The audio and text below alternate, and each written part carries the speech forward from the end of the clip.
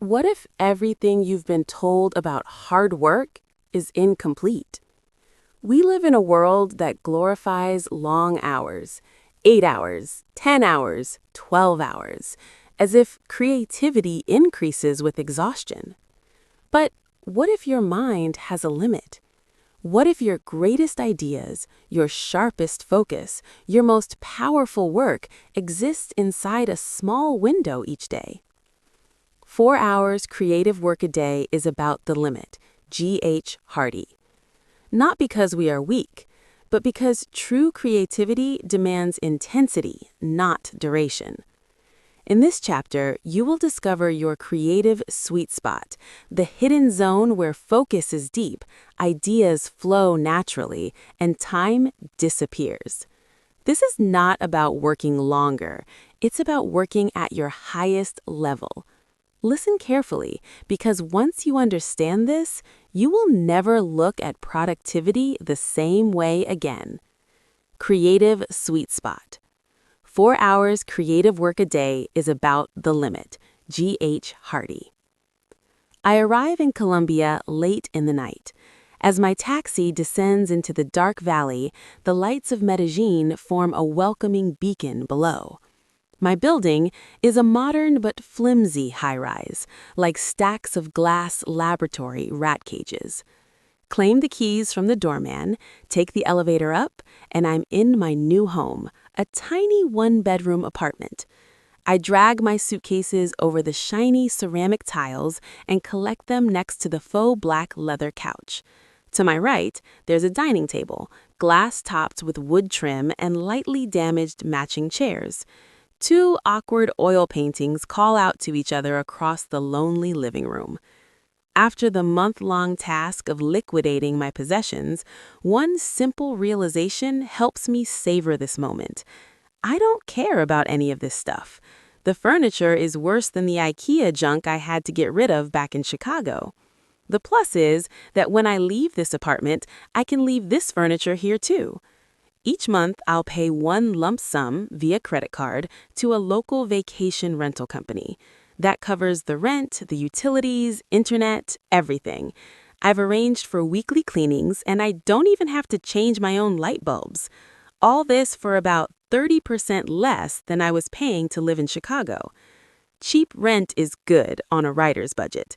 It's also good because aside from a few regular streams of income in my business, I'm not exactly sure how I'm going to make money. Thanks in part to what I earned when Google bought Timeful, I've saved up enough to embark on this experiment for a while. It will hurt to dig into savings, but the investment is necessary.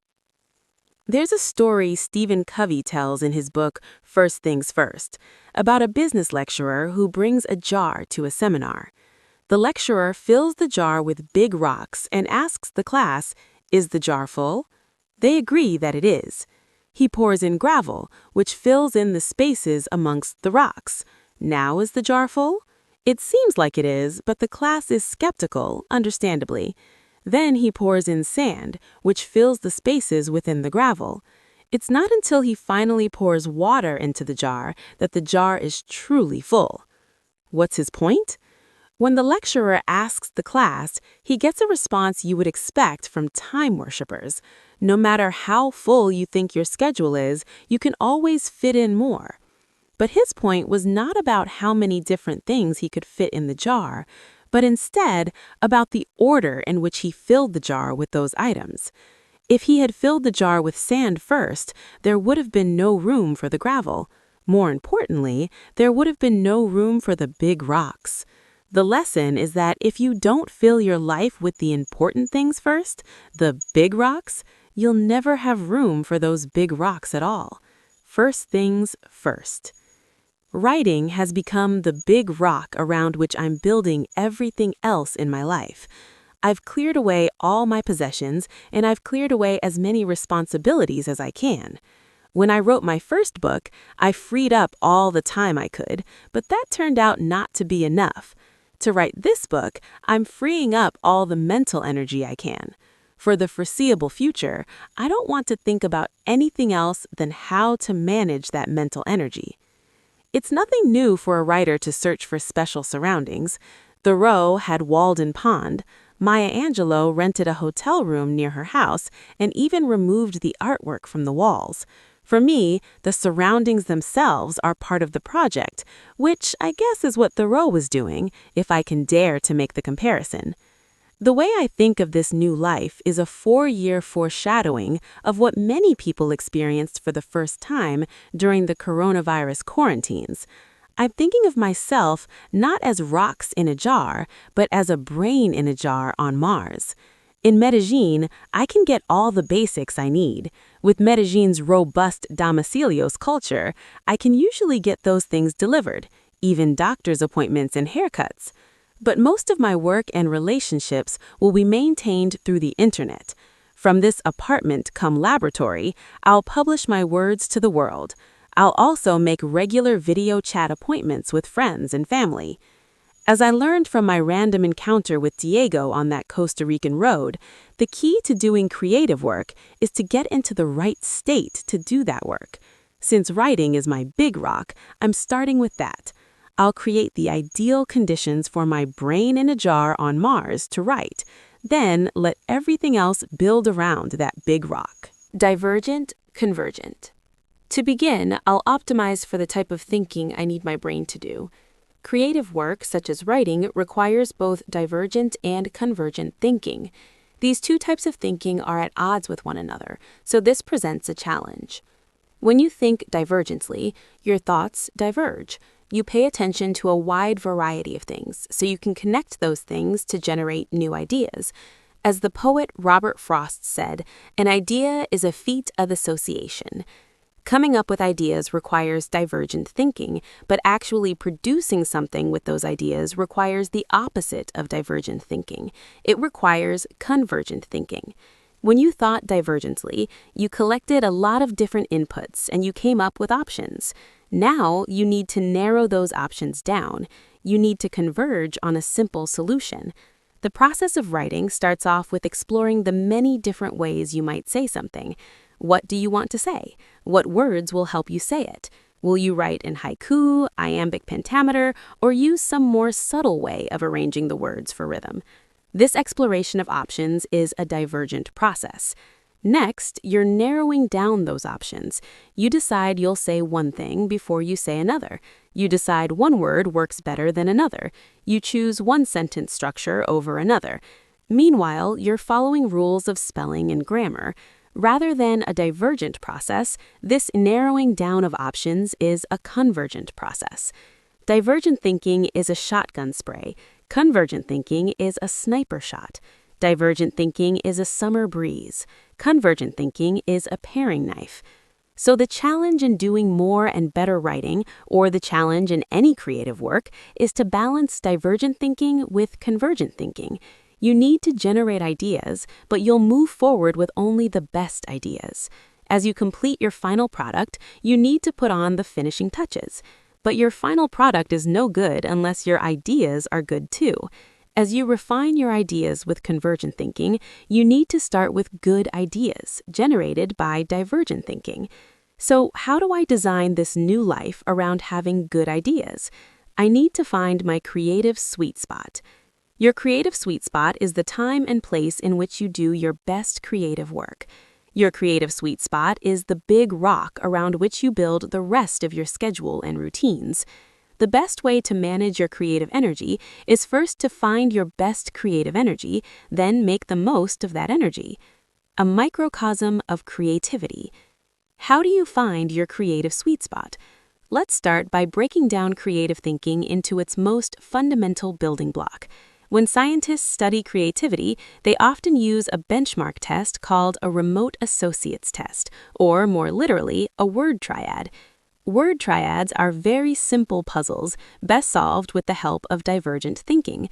If you understand the mental processes you use to solve these word triads, you'll better understand creative thinking at large. First, I'll give you an example of a word triad, followed by its solution. Then we can solve a triad together. A word triad consists of 3, thus the term triad, cue words. From these cue words, you search for the one solution word to the triad. The solution word is the one word that relates to all three cue words in the triad. So if the cue words are cream, skate, water, the solution word is ice. Ice goes with each of these three words to form other words: ice cream, ice skate, ice water. Cream, skate, water is one of the easier word triads, but this next one is tougher. I'll present the triad, then walk you through solving it. I'll reveal the answer several paragraphs from now. Ready? What's the one word that goes with each of these three words? Pine, crab, sauce. Let's see in slow motion what might happen in your mind when you solve this puzzle. You start with a divergent thought process. The more words you think of that go with any of these cue words, the better your chances of finding the solution word. You start by thinking of all the words associated with only one of these cue words. Can you think of words that go with crab? There's grass, which forms crabgrass. There's snow, which forms snow crab. Crab also goes with cake, king, legs, and claw. As you think of each of these related words, you're testing connections. How strongly are each of these words related to the cue word crab? There's no perfect analog in the physical world that accurately describes creative thinking. The best description at this point in the process is exploring the dead ends of a maze. As you'll see, this maze analogy eventually starts to fall apart. While searching for words associated with crab, you sometimes come across a word you're not sure about. The word tree comes to mind. Is a tree crab a thing? Wasn't there a fictional character you once saw with the name Crabtree? Do names even count in this puzzle? Now that you've thought of all the words you can that go with crab, you move on to another word in the pine, crab, sauce triad. What words relate to the word pine? At this point, instead of thinking of a maze, let's look at this process as like a series of light bulbs connected with wires. Each word we know is like a light bulb. Each bulb is connected to every other bulb with a wire. Some wires are thick wires, others are angel hair thin wires. The first word you think of that goes with the cue word pine is tree. The connection between pine and tree is obvious, so pine and tree are connected with a very thick wire. Tree was also one of the words you thought might go with the cue word crab. However, remember that we're unsure about crabtree, so these two words are connected with a very thin wire. As you think of words associated with each cue word, you start to peek. Each time you think of a word, you check to see if that word goes with the other cue words. You're not sure crab and tree are connected, so you check to see if tree is connected with the third word in the triad, sauce. There's no tree sauce that you know of. That doesn't sound appetizing at all. You're confident tree is not the solution word. You're still trying to find a strong connection with pine amongst the words that go with crab. The wire connecting pine and king is extremely thin. There could be a pine king hidden in a forest somewhere, but it doesn't seem likely. I'm about to reveal the answer at the end of the next paragraph, so if you want to solve the puzzle on your own, stop reading. Remember, the cue words are pine, crab, sauce. No pressure though, this is a tough one. What I've described so far may not be how you actually tried to solve this word triad. It's only a conceptual example. If you did manage to solve this puzzle on your own, first of all, congratulations. Your actual thought process was probably far messier than this conceptual example. You didn't systematically think of every word that went with each cue word. You more likely rapidly jumped around amongst options. Then it became crystal clear what the solution word was. The one word that goes with pine, crab, and sauce is apple. Pineapple, crabapple, and applesauce. The sudden nature of insight. Neuroscientist John Cunios has observed the brains of study subjects as they solved word triads, like this one. Most of the time, the study subjects solve the puzzle through a unique thought process called an insight. Dr. Cunios told me an insight is a, quote, sudden realization, change of perspective, or novel idea with an emphasis on sudden. When someone solves a word triad through insight, they start with a thought process like the one we just walked through. They think of as many words as they can that go with each word, testing along the way.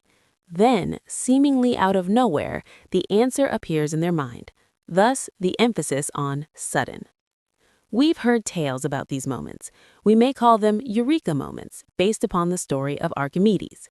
As the scientist Archimedes was lowering himself into a bathtub, he noticed the water rising. Seeing the water in the tub rise provided a clue that helped Archimedes solve a problem on his mind.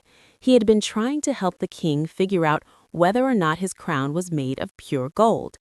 When Archimedes saw the water in the tub rise, he realized he could calculate the density of the crown, and thus the purity of the crown, by lowering it into water and seeing how much the water rose. According to the story, upon having this insight, Archimedes then ran naked through the streets of Syracuse, screaming, "Eureka! Eureka!" We also call these eureka moments aha moments. We associate great ideas with a light bulb turning on. We call it a flash of insight. It's no wonder when you consider what Cuneos and his research partner Mark Beeman observed in the brains of study subjects as their subjects solved these triads through insight. What they saw wasn't too different from the flash of a camera or a light bulb switching on. As described in their book, The Eureka Factor, Aha Moments, Creative Insight, and the Brain, at the moment of insight, Cuneos and Beeman saw a distinct burst of activity, like a camera flash, on the right side of the brain. This sudden nature of insight is what makes it hard to find an analog to creative thinking in the physical world. Remember that exploring the potential connections amongst the words in a triad was a bit like exploring the dead ends of a maze. But imagine this isn't your typical maze. A maze has a single exit and a single path to reach that exit. Having an insight is like solving a maze that doesn't have a single exit. Instead, each relevant dead end has a sort of beam me up Scotty portal in it. To solve the maze, you need to stand in all of these portals at once. Then, the portals suddenly and simultaneously beam you up to the solution. It's not until you think of apple, while at the same time combining it with the cue words to form pineapple, crabapple, and applesauce, that you have a flash of insight. Illuminating the not-so-obvious. But just because you have an insight doesn't mean you have a good idea. Remember from the last chapter that creative ideas are defined as both novel and useful. Notice that Dr. Cuneos defined an insight as novel. He didn't say anything about an insight being useful. Having insights and generating novel ideas is part of the divergent thinking process. Whittling those novel ideas down to the best ones and creating something that's also useful is the job of the convergent thinking process. We'll talk more about how novel ideas develop into useful ideas in the coming chapters. But first, let's look at how the brain needs to function for us to have novel ideas in the first place. That can tell us a lot about the ideal conditions for creative thinking. Let's return to the light bulb and wires analogy. Each concept in your mind is represented by a light bulb. Each concept is connected to every other concept by wires of varying thicknesses. Each time you think of a concept, you send electricity to its bulb and light it up. But through the wires, that bulb also shares electricity with the other bulbs, causing those other bulbs to light up too. If someone asks you to think of things that go with peanut butter, most people are going to think of jelly and bread to make a peanut butter and jelly sandwich. Because those connections are so strong, peanut butter is connected to both jelly and bread with really thick wires. So when you light up the peanut butter bulb in your brain, electricity also flows to the jelly and bread bulbs through the thicker wires. Yet somehow, the peanut butter bulb is also connected to the chocolate bulb. But since this connection isn't obvious, the wire making this connection is extremely thin. So when the peanut butter bulb lights up, it shares very little electricity with the chocolate bulb. The chocolate bulb is hardly lighting up at all. As you think of peanut butter, the jelly and bread bulbs are burning bright, so bright you don't notice the light from the chocolate bulb. Obvious connections are the obstacle to novel ideas. Remember how tree was the first word we associated with the cue word pine? When we thought of the obvious word tree, it suddenly became difficult to think of a less obvious word such as apple. If you could think of more obvious connections less and less obvious connections more, you would suddenly have more novel ideas. The more novel ideas you had, the better your chances that some of those ideas would also be useful. The challenge in finding your creative sweet spot is to find a time and place where less obvious connections get a chance to shine. Fortunately, the more obvious connections don't always hog all the electricity. Not all hours are equal. One of the most valuable things I learned working on Timeful was that not all hours are created equal. If you write for an hour a day, within a year you'll have a book, but you can't instead simply write for 365 hours straight and get the same result. The longer you write without stopping, the less and less valuable each additional hour will become. You'll become so exhausted you eventually won't be able to continue. Additionally, time is not fungible. If you went to the Golden Gate Bridge and made a 1-inch slice straight through the halfway point of the bridge, you wouldn't just lose an inch, you'd also lose a bridge. However, you could probably grind away a thin layer of the surface of the bridge, take away the same amount of material, and the bridge would still work fine. Time works the same way. It's not just the amount of time something takes that is important. It also matters from where that time is taken. Where you choose to take that time will affect not just that portion of your schedule. It will also have ripple effects throughout the structure of your schedule, your work, and your life. We already keep rough mental accounts of time. We know that if we want to put more time into the work account, that time has to come out of some other account, maybe the sleep account or the family account. But how many of us keep track of time's relationship with energy? There are powerful biological rhythms in our bodies that cause our energy to fluctuate throughout the day. For example, ever notice that you tend to get tired in the early afternoon? Many people blame it on a food coma from lunch. Many decide it's time for a coffee break. I remember seeing an ad for an energy drink that called this afternoon dip that 2:30 feeling. That 2:30 feeling is actually a crossover of two different biological systems, the circadian system and the sleep debt system. All day, the circadian system is climbing upward, making you more alert. This alertness will drop sharply at bedtime. Meanwhile, the sleep debt system is creeping downward, sapping your energy. If you got enough sleep, you start off your day with little sleep debt. As the day goes on, sleep debt starts to accumulate. Where do those two systems cross over? At about 2:30 in the afternoon. How the circadian and sleep debt systems interact to cause an energy dip in the early afternoon. Redrawn and adapted from Leon Kreitzman's The Rhythms of Life. This is why some cultures still practice the siesta, closing businesses for a few hours in the afternoon to take a nap. Additionally, you can only do so much highly focused work in a day. When Anders Ericsson studied the practice schedules of world-class violinists, he noticed a pattern in the very best violinists. They tended to have a 2 to 4 hour session of intense practice in the morning. Then the rest of their days were more loosely scheduled. The practice habits across the very best violin players were heavily concentrated within a 2 to 4 hour span in the morning, followed by more sporadic practice in the late afternoon and evening. Redrawn and adapted from The Role of Deliberate Practice in the Acquisition of Expert Performance, Ericsson et al., 1993. This habit of intense focus in the morning is repeated so many times in the routines of writers and other creators, it's impossible to list all the examples.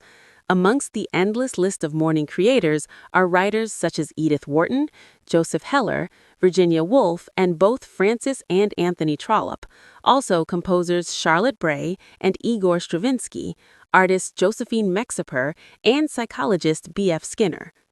Less common are the creators who work outside of the morning hours. French novelist Colette worked in the afternoons, and Tim Ferriss prefers to write at night.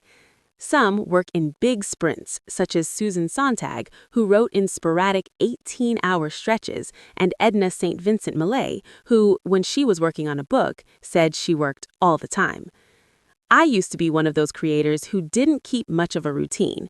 In the pantheon of great creators, that's rare. My own lack of routine is what turned out to be such an unsustainable way of working that I found myself in South America. To find my creative sweet spot, I need to find a window of time in which I not only have the energy necessary to write, but when I'm also primed for divergent thinking.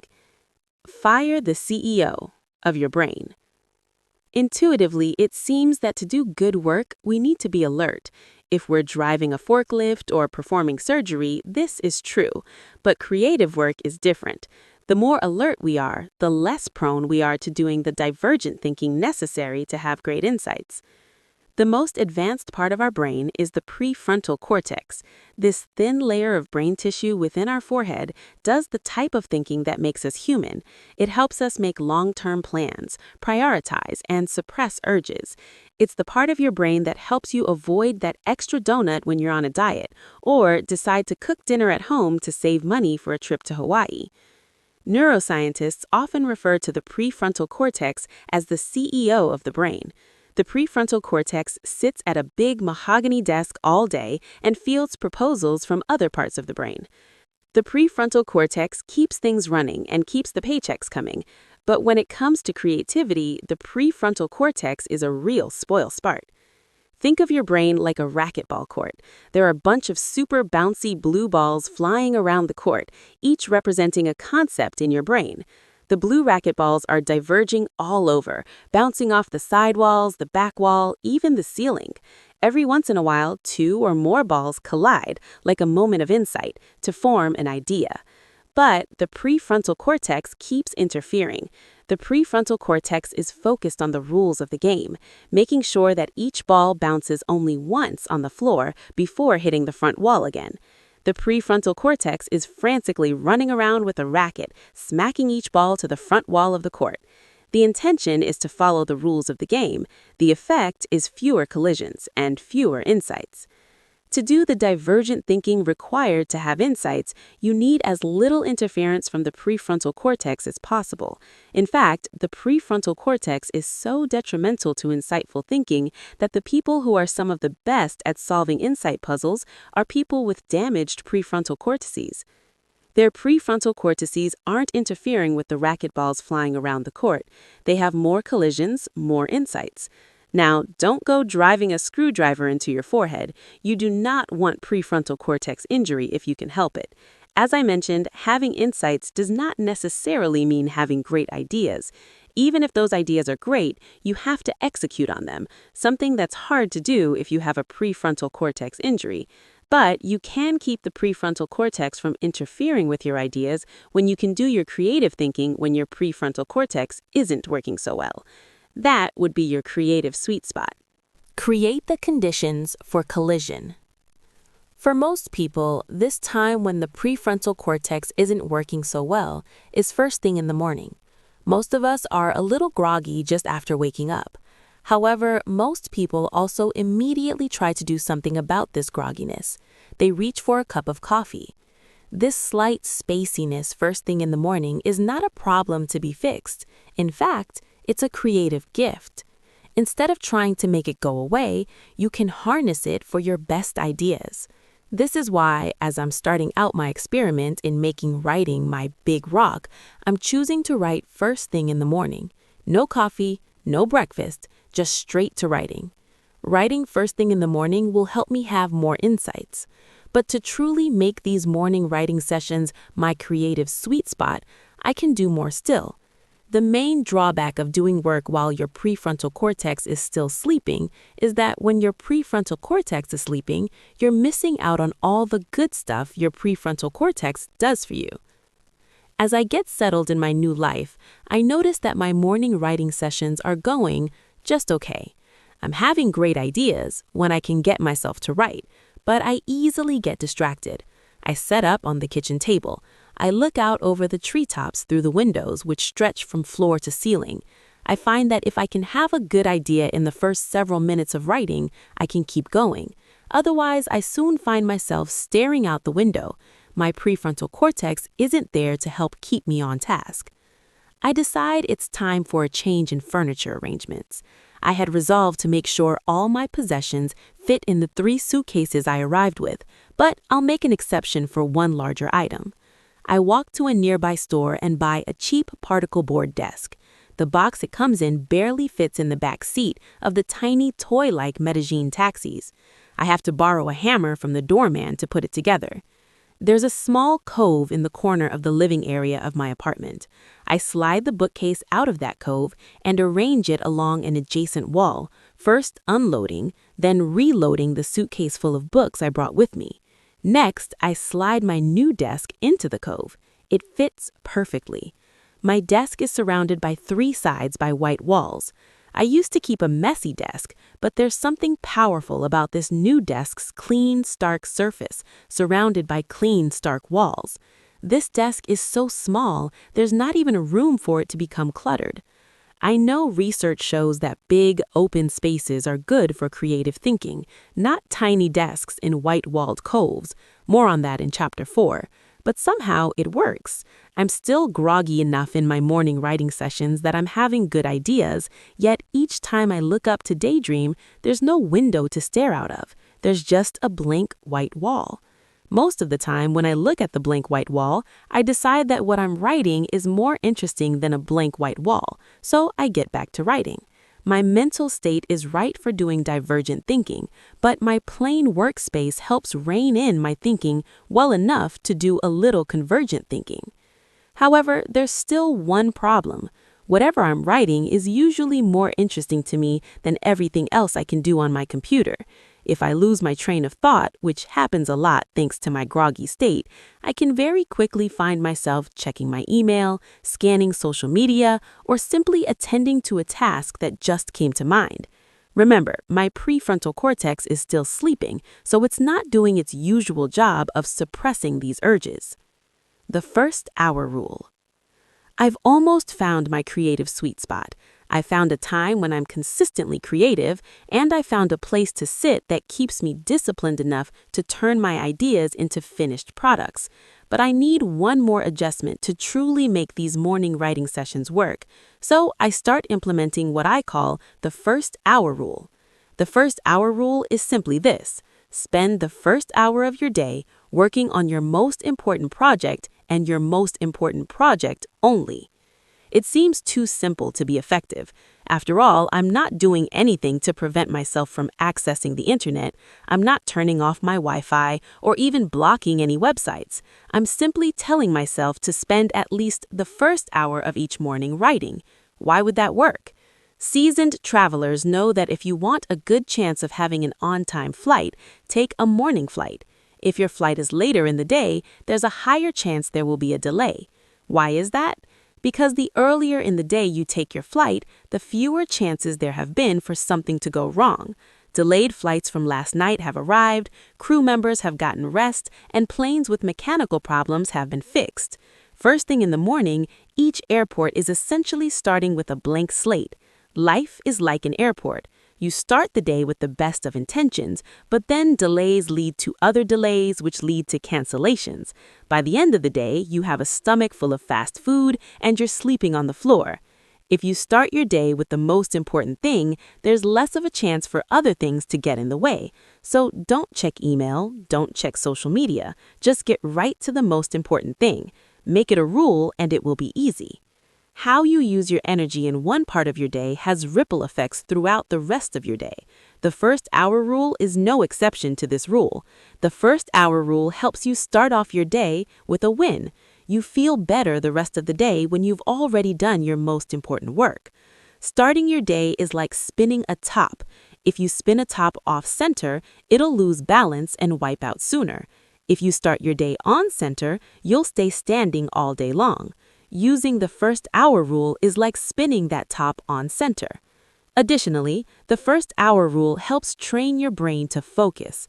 As I started off this experiment, it was difficult for the first couple of weeks to follow the first hour rule, but as the neuroscience saying goes, neurons that fire together wire together.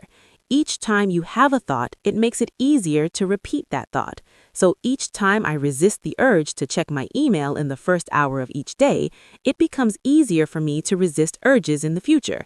Soon, it became easy not only to focus for the first hour of each day, but also to focus the rest of the day. The gift of groggy. You might wonder, if you're more creative when you're groggy, why isn't your creative sweet spot late at night? Better yet, why not just become sleep deprived and you'll be a creative machine? The reason your creative sweet spot tends to be in the morning rather than at night is that at night you may not be groggy, rather you're likely sleepy. There's a difference. Grogginess is an effect of sleep inertia. You've been asleep and now your body wants to still be asleep. You're not quite awake yet. If you've had enough sleep in the morning, you shouldn't be sleepy, but you might be groggy. You should be sleepy at night, though. That's when you've accumulated a lot of sleep debt. Remember that to do creative work, you need to do both divergent and convergent thinking. In the morning, grogginess lends itself to divergent thinking, but the higher energy level you have in the morning, or lack of sleep debt, lends itself to convergent thinking. In fact, most people's cognitive peak is in the late morning, a couple hours after waking up. So you can use the first hour rule for a session of divergent thinking and follow it up with some convergent thinking. As I begin this project, that's exactly what I do. Each morning, I spend the first hour of my day drafting a blog post. I then spend the next half hour editing and publishing that blog post. This helps me follow up divergent thinking with convergent thinking. Also, with my most important task out of the way, I feel good the rest of the day and get more done. While the morning, after a good night's rest, is a great time for creative work, I will note that sleep deprivation is not without its merits. Studies suggest that you're more creative when mildly sleep deprived than you are when well rested.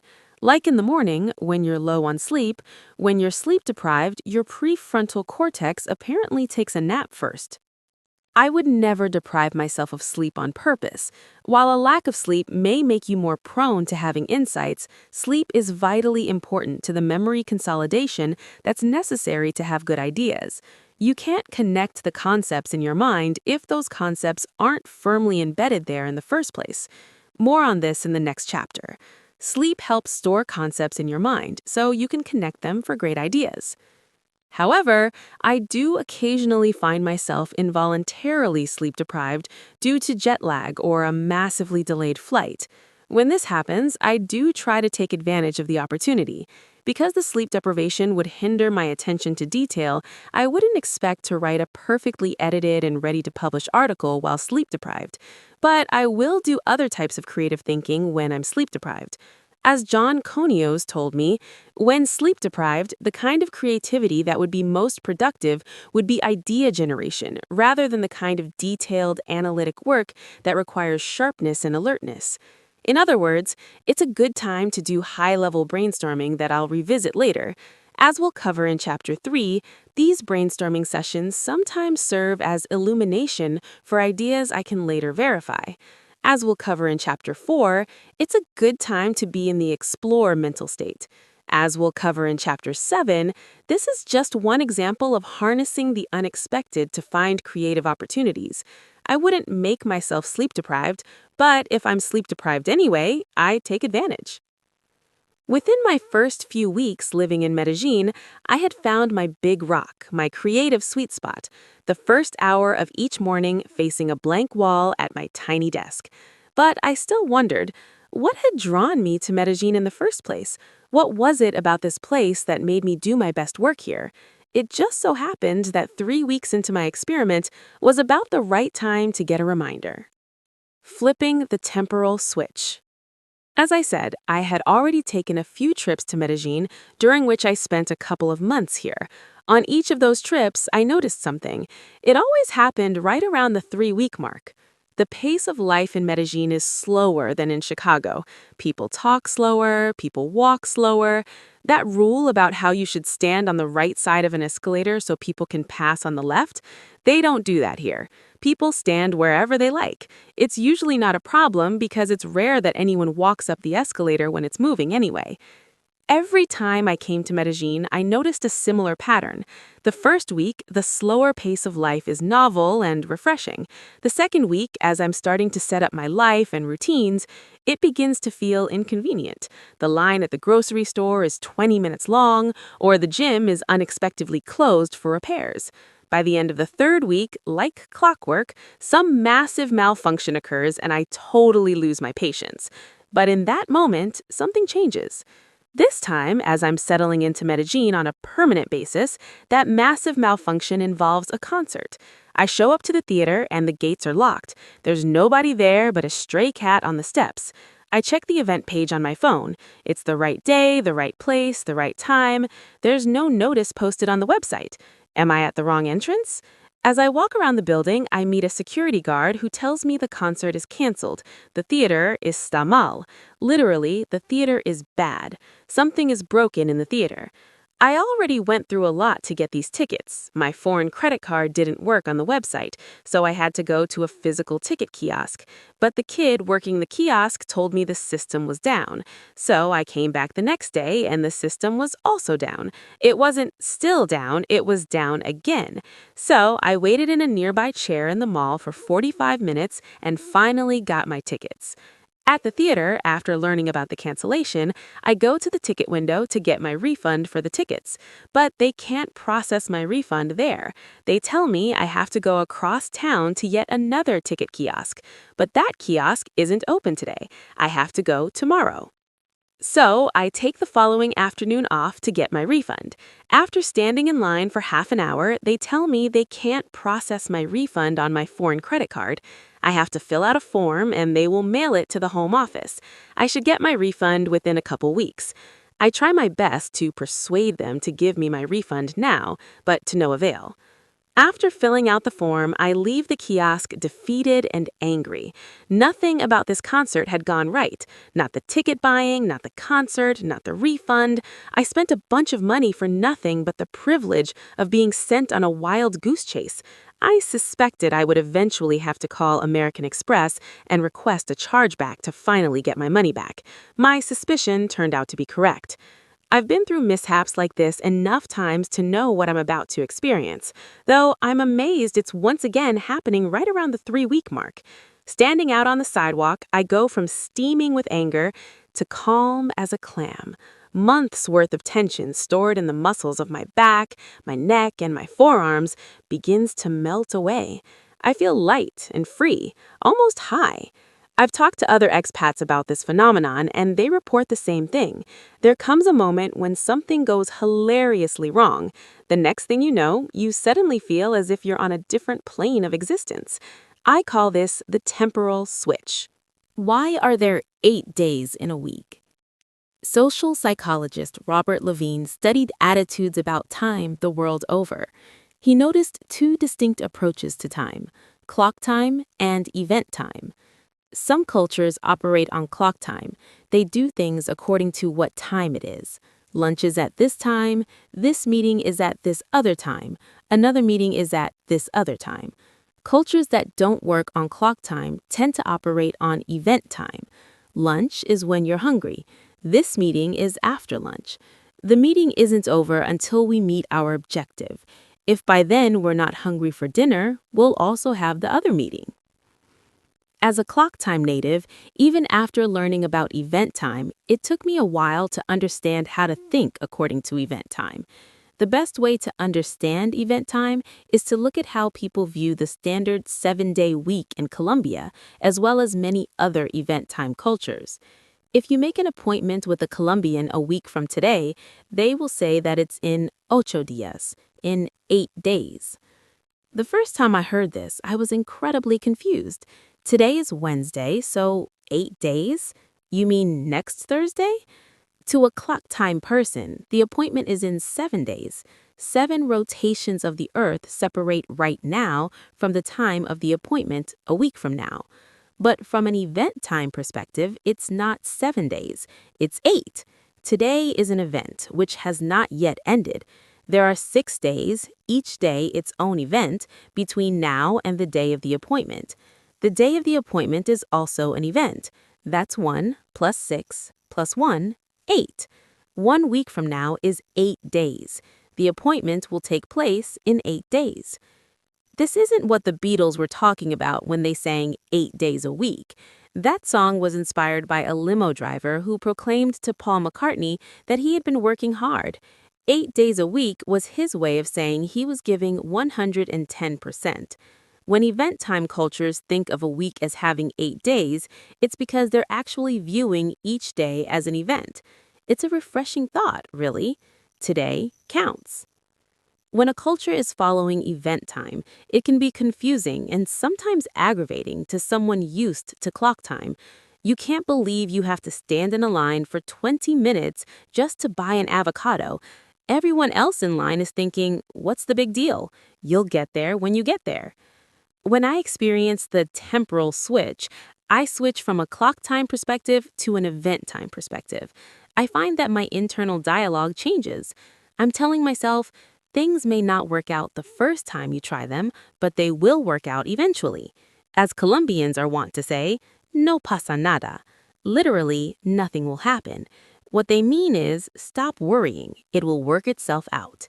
With this laissez-faire attitude, you can't be concerned with what time something happens or how long it takes. You'll drive yourself crazy because nothing will happen on schedule. These observations about different approaches to time can come off as politically incorrect. If any of this sounds judgmental to you, ask yourself, is it because you think one approach is better than another? There's the problem. In fact, a study by Tamar Avnet and Anne-Laure Sellier found that both clock time and event time approaches can lead to good outcomes. It depends what you're trying to accomplish. Creativity is a maze, not a jogging path. If you're trying to be efficient, clock time is the way to go. Like moving chunks of iron, if you're stacking bricks, Frederick Taylor's approach to timing movements will get the wall up faster. It's a clock time approach. But if you're trying to be effective, event time is the way to go. If you're trying to think of the perfect gift for your wedding anniversary, getting it right is more important than doing it quickly. Avnet and Sellier's study also demonstrated that clock time and event time approaches aren't strictly cultural. Most of us change our approach based upon what we're trying to accomplish. When you're looking for your creative sweet spot, it's better to have an event time approach. Why? Back to the basic building block of creativity, the insight. Remember that insights come in an instant. You go from not having the solution to having the solution. As John Cuneo said, the emphasis is on sudden. While you're trying to solve a word triad, you're thinking divergently. While thinking divergently, you're thinking of words that are only remotely associated with each of the cue words. This will take you down some of those dead ends in the maze we talked about. The mental processes behind solving the pine, crab, sauce word triad might look like this. While these word triads can be solved through insight, not everyone who solves these triads uses insight to do it. Some subjects report using an analytical process, and their brain activity reflects this difference. Word triads are a good microcosm for the creative process, but strictly analytical problems are different. The difference between a word triad like this and a strictly analytical problem can tell us something about why an event-based time orientation might be better suited for creative thinking. If you solved one of these word triads through an analytical process, that process would be more like the deliberate step-by-step process we walked through together. If you first thought of a word that went with pine, and that word happened to be apple, when you deliberately tested apple with the other cue words of crab and sauce, you would have arrived at your solution. That would be an analytical process. You could use a similar process, thinking of every single word you could that went with each cue word, then carefully testing the combinations, and you could also arrive at a solution. Some problems will never be solved through insight, but instead will mostly be solved through analysis. If I asked you to calculate the odds of drawing a king or a queen from a deck of cards, you wouldn't solve that through insight. You would follow an analytical process. First, you would calculate the number of kings and queens in a deck of cards. Then you would count the cards in the deck. Then you would calculate the odds. If you happen to be a math whiz and the odds of drawing a king or queen simply appears in your mind, that's not the same as insight. That would simply be intuition. Your deep experience in solving math problems may help you solve them almost instantly. Notice that the process of solving a purely analytical problem is different from the process of solving an insightful problem. When you're solving an analytical problem, you're following a series of steps. With each step, you're getting closer to the solution. You could break down an analytical problem into shifts. You could count the number of kings and queens in a deck of cards and hand that off to the night shift worker who counts the cards in the deck, then come back in the morning to make the final calculation. The process is linear. You add 4 kings to 4 queens to get 8 possible cards. Divide that by 52 cards in the deck, and you get the odds, a 15% chance of drawing a king or a queen from a standard deck. Notice this is different from the thought process for solving the word triads, where we had to go down many dead ends. To solve a problem through insight, you need to go down many different paths, not knowing when you'll reach your destination. To solve a problem through analysis, you go down one path, one step at a time. If insightful thinking is a maze, analytical thinking is a jogging path. You can imagine how a clock time orientation would be more compatible with analytical thinking. Like a jogging path, there are steps to follow, so you can estimate how long each of those steps will take. By contrast, you can see how an event time orientation would be more compatible with insightful thinking. You have to go down many dead ends to solve the maze. When you finally do reach a solution, it will be sudden. But when will that happen? It's hard to predict. Additionally, research suggests that an event time orientation promotes a positive mood. When you're in a positive mood, you can more easily have insights. Avnik and Sellier's research on people who think in event time versus people who think in clock time found that event time people are better able to savor positive emotions. They're not watching the clock, thinking of what they're going to do next and at what time. They're in the moment. If the general mood of people in Medellin is any indication, event time does make you happier. An observation I hear over and over from Americans who visit here is that the people are in a good mood. As Demir Bentley of Lifehack Bootcamp says, "One thing I love about living in Medellin is that the people just seem happier." The culture in many companies kills creativity. There are tight deadlines, so you're watching the clock, trying to fit the work you need to do into the time you have available. This creates a sense of what scientists call time pressure, the feeling that you don't have enough time to do what you need to do. In everyday life, we call it being busy. The high interest rate of borrowed time. A Harvard study found that the busier knowledge workers were, the less creative they were. You might think that as time gets filled up with work, you simply do more of the same kind of work. But this study found that as workers became more busy, they did less creative thinking activities, such as brainstorming. They reported fewer insights, and their work was also rated as less creative by their colleagues. But the negative effects of busyness on creativity didn't climb steadily. Instead, at the more extreme levels of busyness, their creativity dropped sharply. If they were only somewhat busy, creative thinking decreased by 19%. If they were extremely busy, creative thinking decreased by a whopping 45%. As we covered in the previous chapter, in conventional wisdom, the metaphor of time is money stops at the point where there's unused time. The thinking is that once time is passed, you can't use it anymore, whereas you can invest unused money so it gains interest. This thinking is flawed because having more time available increases creativity, which increases the quality of output. The results of this study suggest yet another way that time is money. When you don't have money, you have to borrow it.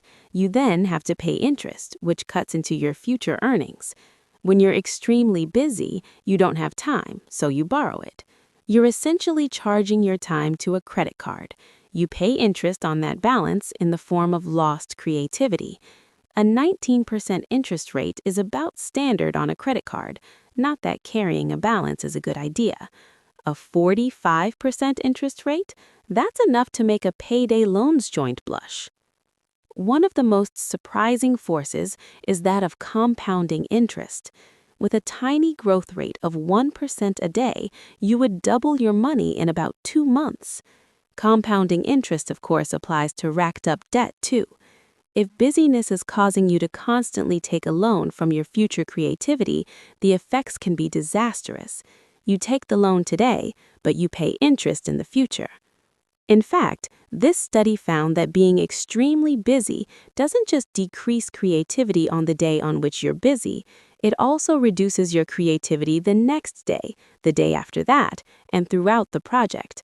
Compounded over time, you pay a big price for being excessively busy. I couldn't go through the temporal switch until I had hit my breaking point. Only then could I make this switch from clock time to event time.